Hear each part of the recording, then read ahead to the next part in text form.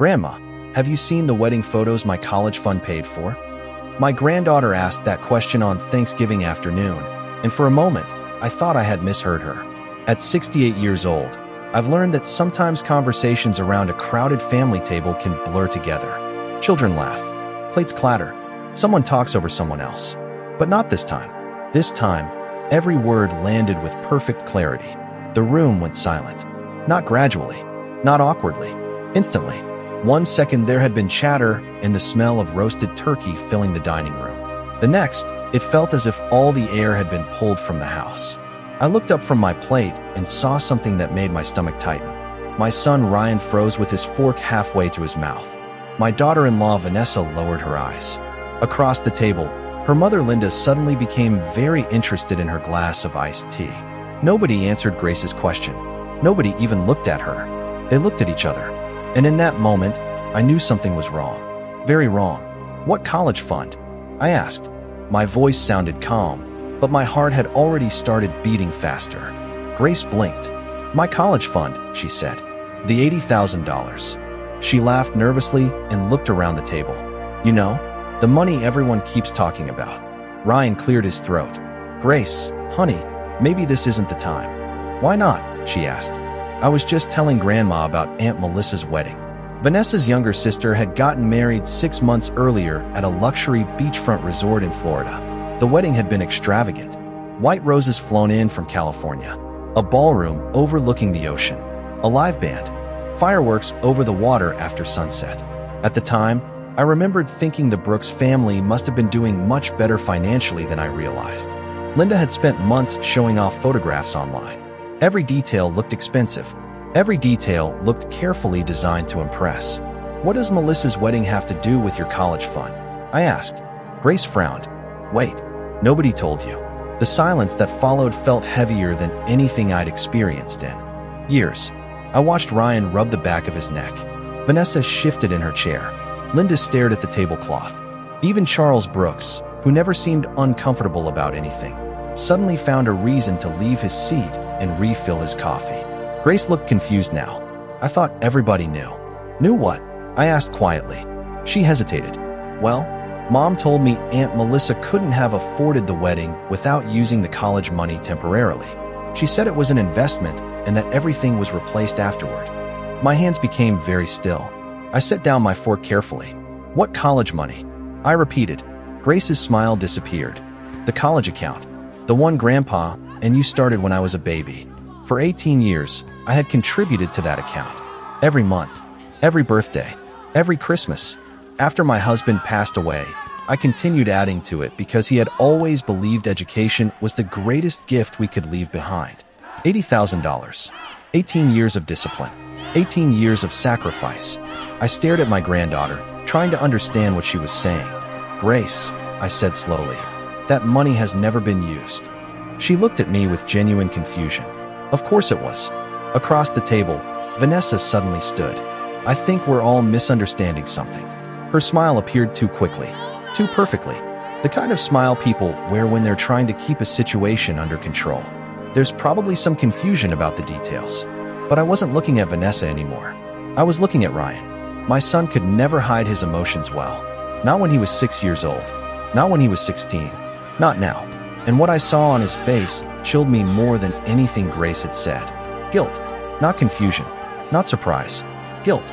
He knew something. Maybe not everything, but enough. The Thanksgiving meal continued after that, at least on the surface. People talked. They passed dishes around the table. Someone turned on football in the living room. But I barely heard any of it. My mind kept returning to the same question. Why had the room gone silent? Why had everyone avoided my eyes? Why had Grace assumed I already knew? That night, after everyone left, I stood alone in my kitchen washing dishes. Outside, cold November rain tapped softly against the windows. The house felt quiet. Too quiet. I dried my hands and walked to the small office at the end of the hallway. There, inside a locked cabinet, sat a folder I had not opened in years. The folder containing every record connected to Grace's future. I stared at it for a long moment before reaching for the handle. Something inside me already knew the answer was waiting there. And for the first time since Thanksgiving dinner began, I was afraid of what I might find. I opened the cabinet, and pulled the folder onto my desk. The clock on the wall read 11:17 p.m. Rain continued tapping against the windows while the rest of the house sat in complete silence. For years, that folder had represented peace of mind. Whenever I worried about Grace's future, I would open it, review the statements, and remind myself that she would have opportunities one never had. I sat down and carefully spread the documents across the desk. Account statements, deposit records, annual summaries, birthday contributions, Christmas contributions, notes written in my late husband's handwriting from years ago.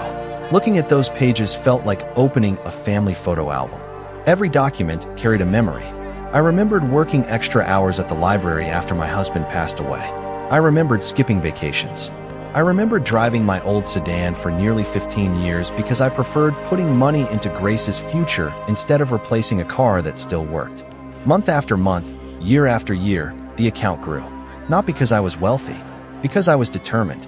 Grace had been only a few weeks old when my husband first opened the account. He used to sit at the kitchen table and talk about her future. College, a career, independence, possibilities. After he died, I promised myself that I would protect that dream. I reached for the most recent statement. At first, nothing seemed unusual. Then I noticed the date. The statement was older than I expected. Much older. I searched through the folder for a newer one. There was none. My stomach tightened. I opened my laptop and logged into the account portal. The password still worked. The screen loaded slowly. I waited. Then I froze. The account balance showed $0. I blinked and refreshed the page. 0. I checked again. 0. My heartbeat echoed in my ears. For several seconds, I simply stared at the screen. There had to be a mistake. Accounts did not simply disappear. $80,000 did not vanish. I clicked through the transaction history. The account had been closed 7 months earlier. 7 months. Around the same time as Melissa's wedding. A cold feeling settled over me. I continued scrolling. Large transfers appeared one after another. Amounts that should never have moved without discussion. Amounts that should have required questions. Amounts that represented years of sacrifice. I opened the authorization records. That was when I saw something even stranger. A power of attorney document had been submitted.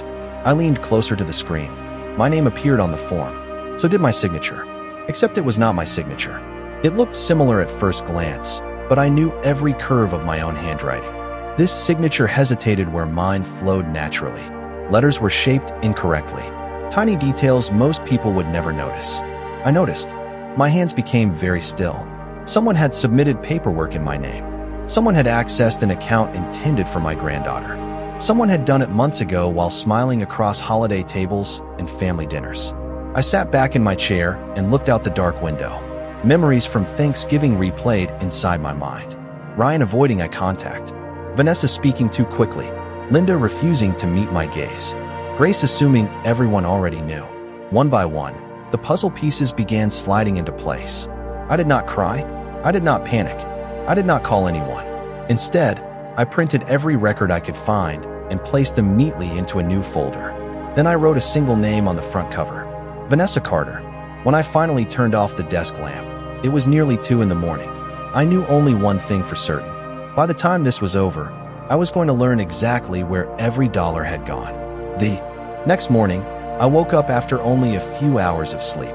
The folder sat on my kitchen table exactly where I had left it. Sunlight filtered through the blinds, illuminating the stack of printed documents that had occupied my thoughts all night. I poured myself a cup of coffee and began reviewing everything again, hoping I had missed something. I had not. The transfers were real. The authorization form was real. The account closure was real. What remained unclear was how it had happened and who had been involved. By noon, I found myself driving across town to the bank branch where the account had originally been opened. The building looked smaller than I remembered. Perhaps everything looks smaller with age. Inside, familiar smells of paper, coffee, and polished floors greeted me. Most of the staff had changed over the years, but one face remained. Susan Reynolds had worked there for more than 2 decades. She recognized me immediately. "Evelyn Carter," she said with a warm smile. "It has been a while." I returned the smile, though mine carried less warmth. "I need help understanding something." A few minutes later, we sat in a private office. I explained that I was reviewing records connected to my granddaughter's education account. I was careful with my words. I did not accuse anyone. I did not share my suspicions. I simply asked questions. Susan listened carefully. Her expression changed when she examined the paperwork I had brought. She adjusted her glasses and studied the authorization form for several seconds. Then she frowned. "This transaction was processed through a regional office," she said. "Not through this branch. Could someone access the account using documents like these?" I asked. She hesitated. "Under certain circumstances, yes." That answer settled heavily in my chest. Susan continued reviewing the records. Suddenly, she paused. "This is strange." She pointed to a line in the transaction history. The contact information was updated about 3 weeks before the transfers. I leaned forward. "Updated to what?" She turned the screen slightly toward me. A mailing address appeared. It was not mine. Neither was the phone number attached to the account. My pulse quickened. Someone had changed the account information before the money disappeared. Someone had planned this. Susan could not legally disclose everything, but she gave me enough information to understand the sequence. Address changed. Contact information changed. Authorization submitted. Funds transferred. Account closed. None of it looked accidental. None of it happened overnight. When I left the bank, I sat in my car for nearly 10 minutes without starting the engine. Across the parking lot, people came and went carrying groceries, picking up dry cleaning, living ordinary lives. Meanwhile, my own family suddenly felt unfamiliar. I thought about Ryan. As a boy, he used to tell me everything. Every scraped knee, every bad grade, every secret crush. Somewhere along the way, that openness had disappeared. Had he known about the address change? Had he signed something? Had he simply looked away because confronting the truth felt uncomfortable? I did not know. Yet, that evening, I returned home and spread the documents across my dining room table once again. This time, however, one detail captured my attention. The replacement mailing address. I had seen it before. Not recently, not often, but enough to recognize it. It belonged to Linda Brooks. And for the first time since Thanksgiving dinner, a name other than Vanessa's moved to the center of my investigation. For the next several days, I could not stop thinking about Linda Brooks. Every road seemed to lead back to her. Every document I reviewed carried her shadow somewhere in the background. The mailing address attached to the account changes belonged to her. The timing matched perfectly. And when I began looking more closely at the events surrounding Melissa's wedding, details I had once ignored suddenly demanded attention. 6 months earlier, I had attended the wedding as a proud member of the extended family. At the time, everything had seemed beautiful. The ceremony took place at a luxury oceanfront resort overlooking the Gulf Coast. Palm trees lined the pathways. White flowers decorated every table. Guests arrived from multiple states. The reception ballroom sparkled beneath crystal chandeliers. I remembered standing near the back of the room, watching Melissa dance with her new husband while Vanessa and Linda moved through the crowd greeting guests. Everyone looked relaxed, confident, as if money had never been a concern. Back then, I assumed the Brooks family had simply saved for years. Many families do. Weddings are important milestones. I never questioned how they paid for it. Why would I? Families are supposed to trust each other. Yet now, sitting at my dining room table with bank records spread around me, I began reviewing every memory through a different lens. One memory stood out immediately. About a month before the wedding, Linda had mentioned financial difficulties during a family barbecue. I remembered her complaining about rising costs. Insurance, property taxes, home repairs. She had sounded genuinely worried. At the time, Vanessa had quickly changed the subject. I had forgotten the conversation until now. The contradiction bothered me.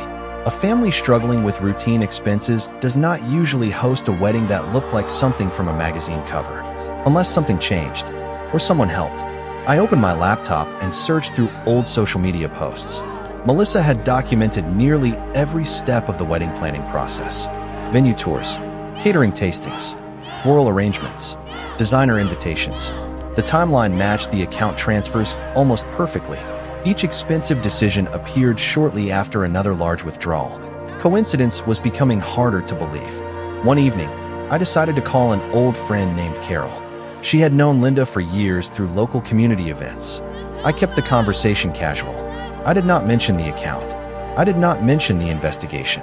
I simply asked whether Linda had ever discussed the wedding planning process. Carol hesitated before answering. Honestly, it surprised everyone, she said. A lot of people wondered how they were paying for it. Why? I asked. Because Linda spent years talking about money problems. Carol laughed softly. Then suddenly they were booking one of the most expensive venues in the area. After the call ended, I sat quietly for a long time. The pieces were beginning to connect, but not completely. I still lacked proof.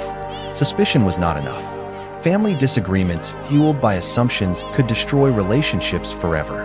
If I confronted anyone, I needed facts. Real facts. Documents. Evidence.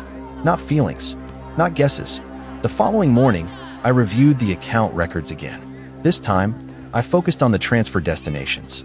Most of the money had moved through several accounts before disappearing into larger payments. It was complicated. Intentionally complicated, but one payment caught my attention. A substantial amount had been sent directly to the wedding venue. The name appeared clearly on the transaction record. I stared at the screen. Then I printed the page and placed it into the folder. For the first time since Thanksgiving, I had something concrete. Not a theory, not a suspicion, a documented connection.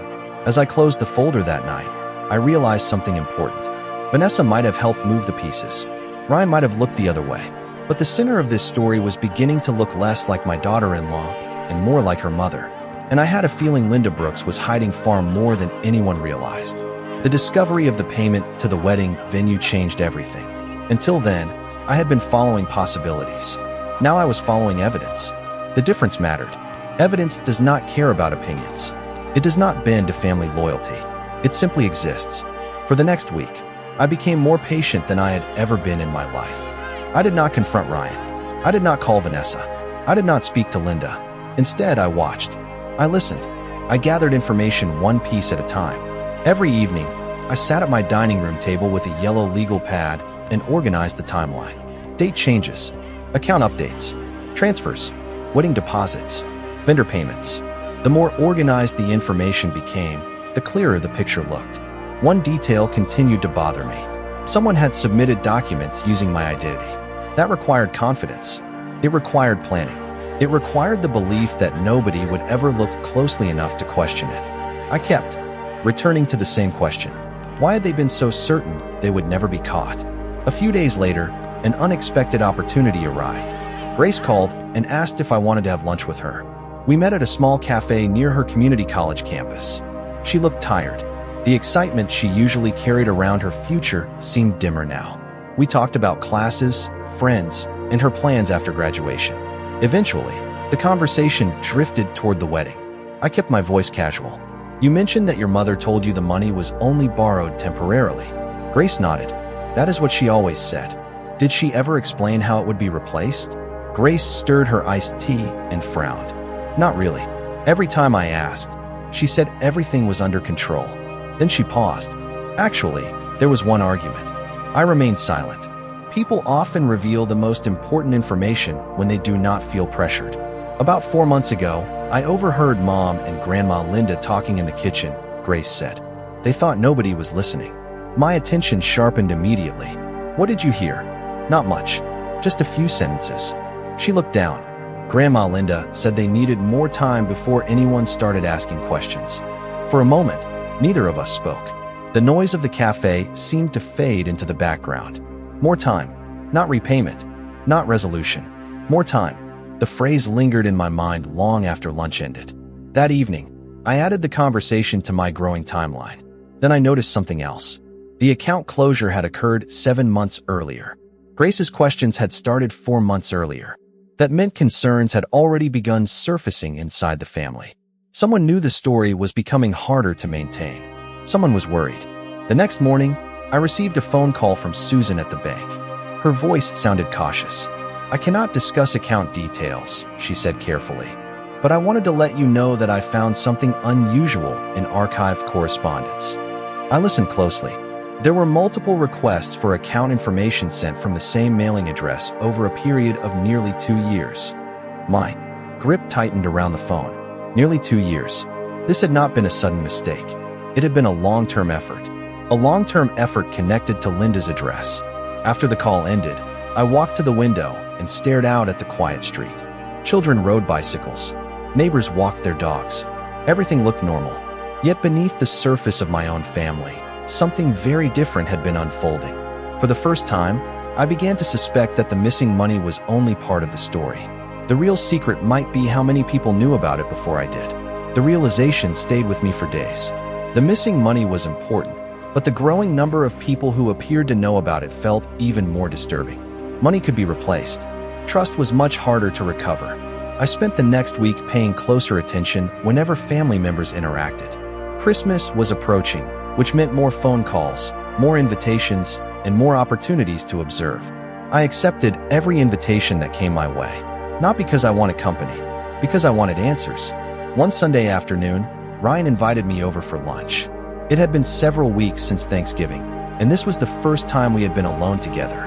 As soon as I walked into the house, I sensed tension, not open hostility, something quieter, something heavier.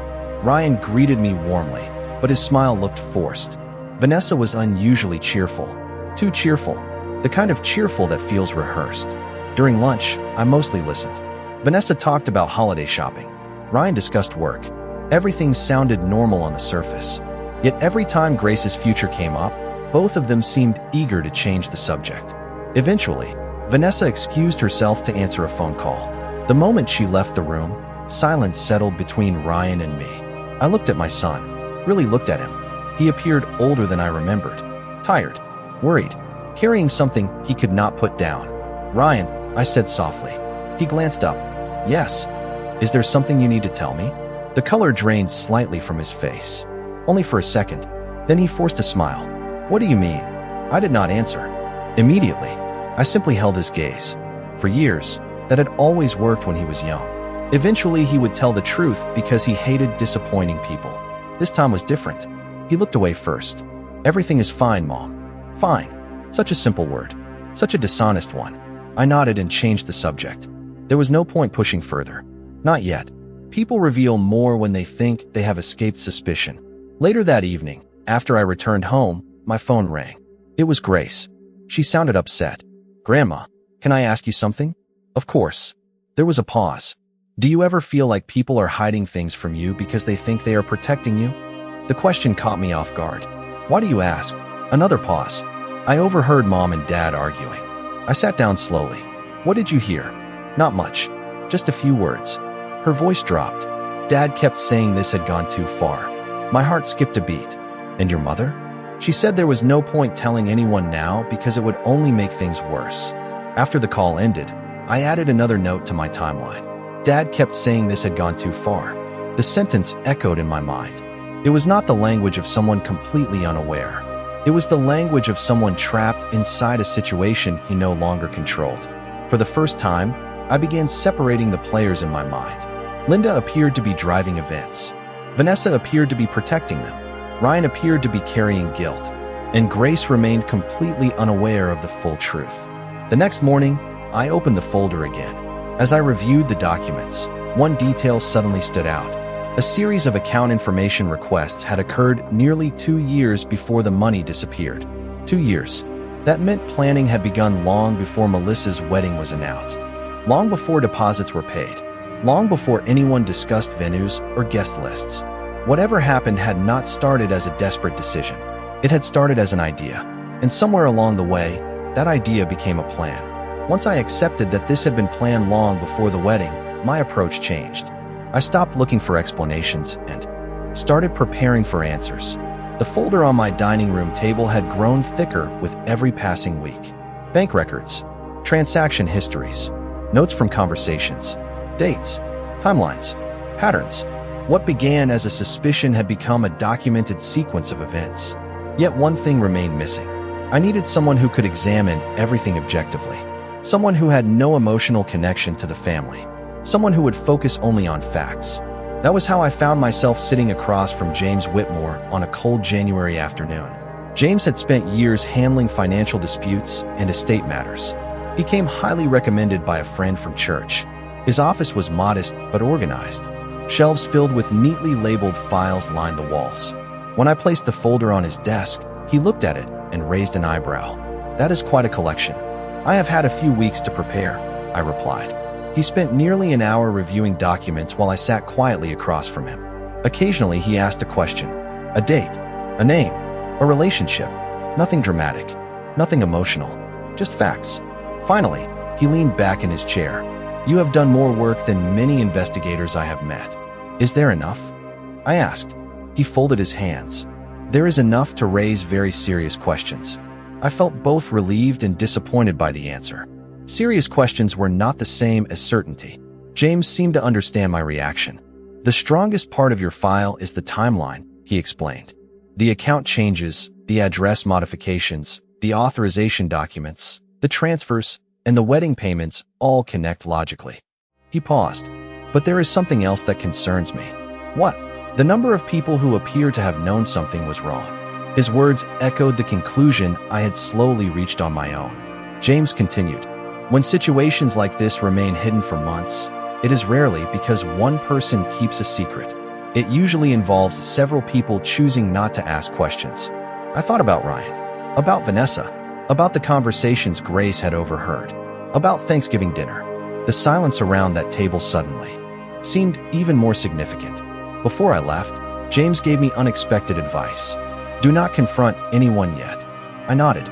That had been my instinct all along. "Why?" I asked. "Because people reveal the truth most easily when they believe they are safe." As I drove home, I thought about those words. Safe. For weeks, everyone involved had believed they were safe. Safe from discovery. Safe from consequences. Safe because I was the last person to learn the truth. They had underestimated me. Not out of cruelty. Out of habit. They still saw me as the grandmother who baked pies for holidays and remembered birthdays. They did not see the woman who had spent decades managing finances after becoming a widow. They did not see the woman who had learned patience through hardship. That evening, another piece of the puzzle arrived unexpectedly. Grace called. She sounded excited. "Grandma, I have good news." "What happened?" "Mom and Dad finally agreed to host a graduation celebration this spring." I smiled. "That is wonderful." But then she added something strange. "The funny part is that Grandma Linda was the one who insisted everyone attend." After the call ended, I sat quietly in my kitchen. Everyone attend. The phrase stayed with me. Linda wanted both families together in one place. Under normal circumstances, that would not have seemed unusual, but nothing felt ordinary anymore. I looked at the folder sitting on the table and realized something important. For weeks, I had been gathering information. Soon, I would need an opportunity. And for the first time, I wondered if that opportunity might already be arranging itself. The graduation celebration was scheduled for the second Saturday in May. As the date approached, I found myself thinking less about what had happened and more about what would happen next. For months, I had followed a trail of documents, conversations, and quiet observations. Now the pieces were finally assembled. The question was no longer whether I understood the truth. The question was how that truth would be revealed. A week before the event, I met James Whitmore one final time. We sat in his office reviewing the completed file. The folder that had started with a single account statement had grown into something much larger. Every transfer was documented. Every timeline discrepancy was recorded. The account modifications, the mailing address changes, the authorization paperwork, the wedding payments, and the conversations that supported the sequence all sat neatly organized. James reviewed everything carefully. When he finished, he closed the folder and nodded. "This is no longer a collection of concerns," he said. "This is a coherent story supported by evidence." I looked down at the folder. Months earlier, those words would have brought satisfaction. Instead, I felt sadness. Families should not require evidence files. Grandmothers should not need timelines to understand what happened to their grandchildren's futures. Yet here we were. Before leaving, James agreed to attend the celebration if needed. Not as a speaker, not as an accuser, simply as a witness. Someone capable of explaining facts if questions arose. The morning of the celebration arrived warm and sunny. The event was held at a rented community hall near Grace's college. Decorations filled the room. Photographs from her childhood lined several tables. Friends, relatives, classmates, and neighbors gradually arrived throughout the afternoon. Grace looked radiant, proud, hopeful, exactly as an 18-year-old preparing for the future should look. Watching her smile strengthened my resolve. This had never been about money alone. It had always been about protecting her future. As guests mingled, I quietly observed the room. Ryan seemed nervous. Vanessa kept checking her phone. Linda moved confidently from group to group, greeting everyone with the ease of someone accustomed to controlling a room. If she felt any concern, she hid it well. By late afternoon, nearly everyone had arrived. Both sides of the family sat together. Conversations flowed easily. Laughter filled the room. From a distance, everything appeared perfect. That was precisely why I had waited. Truth carries the greatest weight when contrasted against appearances. James arrived shortly before the scheduled speeches. He greeted me politely and took a seat near the back. No one seemed particularly interested in his presence. To most guests, he looked like another family friend attending the celebration. The program began. Several relatives shared stories about Grace's childhood. Her teachers praised her dedication. Friends spoke about her kindness. Eventually, Ryan stood and offered a heartfelt speech about how proud he was of his daughter. As he spoke, I noticed something unusual. He could barely maintain eye contact with Grace. Guilt has a way of revealing itself in small moments. After the applause ended, guests returned to their tables. Conversations resumed. The atmosphere remained cheerful, comfortable, unaware.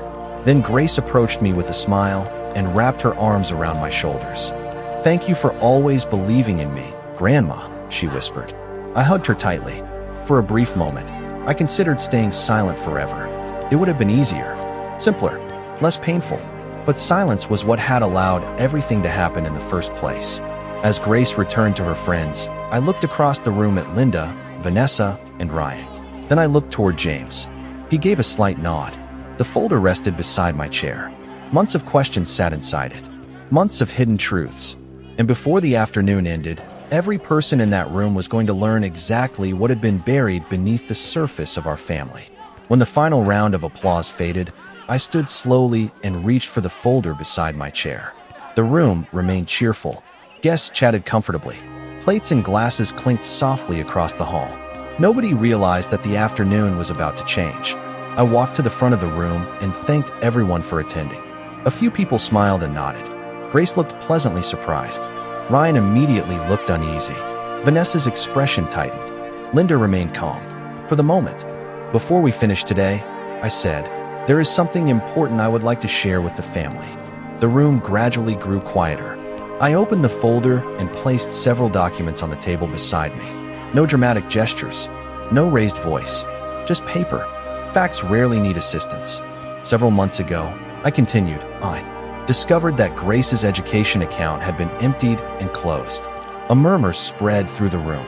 I saw confusion on some faces, shock on others. Grace stared at me, clearly trying to understand what she had just heard. Ryan lowered his eyes immediately. Vanessa looked toward Linda, and Linda, for the first time all afternoon, stopped smiling. I continued speaking calmly.